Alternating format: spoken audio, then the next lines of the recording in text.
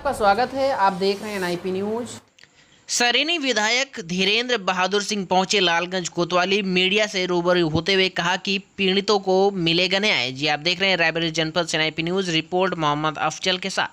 उनसे पूछताछ चल रही, लेकिन वो अगर वो दोषी थे, मैंने इंस्पेक्टर से भी कहा था, सीओ से भी कहा था, यदि दोषी है तो तत्काल उनको जेल भेज दिया जाए, जो भी निर्दोष उनको छोड़ दिया जाए।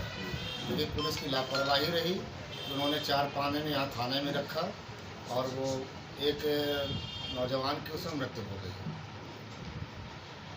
परिवार वालों को सरकार द्वारा कोई मदद? मैंने इस संबंध में स्पष्ट तौर पर पुलिस अधीक्षक को निर्देश दिया था कि संबंधित जो भी थानाध्यक्ष हैं उनके खिलाफ कार्रवाई की जाए और जो भी इसमें उप निरीक्षक थे जो दोषी थे उनके खिलाफ कार्रवाई की जाए। और इसमें जो यहाँ वर्तमान लालगंज के इंस्पेक्टर वो सस्पेंड कर दिए गए हैं। जो उप निरीक्षक है उनके खिलाफ FIR दर्ज हो रही है और इस सारी घटना की मजिस्ट्रियल जाँच करा दी गई है। परिवार को कोई मदद?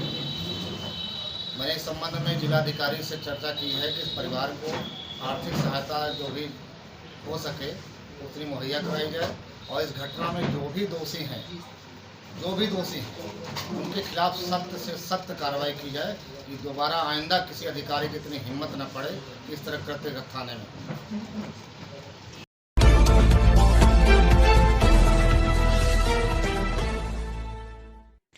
आप सांसद संजय सिंह पहुंचे पीड़ित के घर। जी आप देख रहे हैं रायबरेली जनपद से एनआईपी न्यूज। आप पार्टी के राज्यसभा सांसद ने मृतक मोहित के परिजनों से मुलाकात की और उन्हें ढांढस बंधाया। साथ ही कहा कि मृतक अपनी मां का सहारा था और ई-रिक्शा चलाकर परिवार का भरण पोषण करता था। पुलिस ने उसे बाइक चोरी के मामले में घर से उठाया और इतना पीटा कि उसकी मौत हो गई। सरकार को खाकी के इन नुमाइंदों पर हत्या का मुकदमा कायम करना चाहिए। साथ ही मृतक के परिवार को भरण पोषण के लिए 50 लाख की मदद करनी चाहिए। प्रदेश में आए दिन हत्याएं व लूट व बलात्कार की घटनाएं हो रही हैं। प्रदेश में जंगल राज से भी बुरे हालात हैं, क्योंकि जंगल का भी एक नियम होता है, लेकिन यहाँ तो कहीं पर भी कोई नियम ही नहीं है। सरकार जिम्मेदार पुलिस अधीक्षक को भी निलंबित करना चाहिए, क्योंकि वो भी इसके लिए जिम्मेदार हैं। आप देख रहे हैं रायबरेली जनपद से NIP news. Report Mohammad Afzal के साथ। और कहीं न कहीं हमारी क्रूर व्यवस्था को उजागर करने वाली ये घटना है। एक दलित युवक जो ई-रिक्शा चलाता था, गरीब लड़का था परिवार का, उसके पिता का देहांत पहले ही हो चुका है। माँ का इकलौता सहारा था। 18-19 साल की उसकी उम्र थी। लालगंज में यही ई-रिक्शा चलाता था। उसको पुलिस मोटरसाइकिल चोरी के आरोप में ले जाती है और कई दिनों तक थाने में रख के इतनी बुरी तरीके से मारा गया, पीटा गया, प्रताड़ित किया गया कि उसकी जान चली गई। ये हत्या का मामला है, ये कोई सामान्य घटना नहीं है। ये एक हत्या का मामला है। इसमें हत्या का मुकदमा उन सारे पुलिस के लोगों पे दर्ज होना चाहिए जिन्होंने खाकी वर्दी पहन के अपनी वर्दी को दागदार किया है, जिन्होंने इस युवक को पीट के मार डाला। दूसरी बात, इनका परिवार बहुत गरीब है। उसके पालन पोषण के लिए आगे कम से कम 50 लाख रुपए का मुआवजा परिवार को मिलना चाहिए। और इसमें जो मौजूदा यहाँ के पुलिस अधीक्षक हैं उनकी भी जिम्मेदारी है, उनका भी दायित्व है। उनके खिलाफ भी निलंबन की कार्रवाई होनी चाहिए। और मुझे लगता है कि आज उत्तर प्रदेश में जिस तरह से अपराध बढ़ रहा है, अभी आगरा में एक दलित परिवार के 3 लोगों की पति, पत्नी और पुत्र की हत्या हो गई। बनारस में दिन दहाड़े 2 लोगों का डबल मर्डर हो गया। प्रयागराज में एक परिवार के 4 लोगों की गला काट के हत्या हो गई। प्रतापगढ़ में 2 लोगों की कुल्हाड़ी से काट के हत्या हो गई। लखीमपुर खीरी में एक बच्ची के साथ बलात्कार करके उसका शरीर छत कर गया।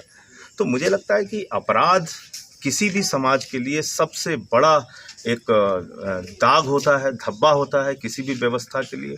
और जिस तेज़ी के साथ उत्तर प्रदेश में अपराध बढ़ रहा है, मुझे लगता है इसको जंगल राज कहना भी कम होगा। जंगल का भी अपना कुछ नियम कानून होता है। यहाँ तो कोई ना नियम है, ना कानून है, ना कोई व्यवस्था है। जो जिसको जहाँ चाह रहा है मार दे रहा है, जो जिसको जहाँ चाह रहा है कत्ल कर दे रहा है, बलात्कार कर दे रहा है।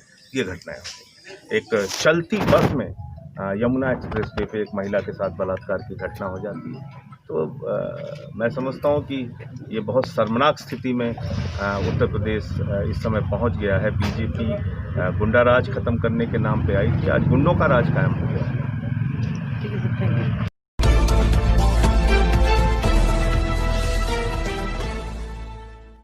सार्वजनिक कार्यक्रमों की रोक के बाद लगा दंगल। जी मैं बात कर रहा हूं उत्तर प्रदेश के रायबरेली के खीरों की, जहां पर 31 अगस्त थाना क्षेत्र के गांव कालूपुर में दंगल का आयोजन किया गया। मौके पर प्रतिभाग करने वाले युवकों ने अपनी प्रतिभा का प्रदर्शन किया, लेकिन थाना मुख्यालय से महज 5 किलोमीटर की दूरी पर सोशल डिस्टेंसिंग के धज्जियां उड़ाई गई। बताते चले कि नवरात्रि के दौरान सभी धार्मिक सामाजिक कार्यक्रमों की रोक के बाद भी आयोजकों ने बिना मास्क सोशल डिस्टेंसिंग के सैकड़ों की संख्या में भीड़ एकत्र कर लिया और कार्यक्रम संचालित करवा दिया गया। आप देख रहे हैं वीडियो में सैकड़ों की संख्या में भीड़ दिखाई दे रही है, ना ही किसी के पास मास्क है और ना ही कोई सोशल डिस्टेंसिंग।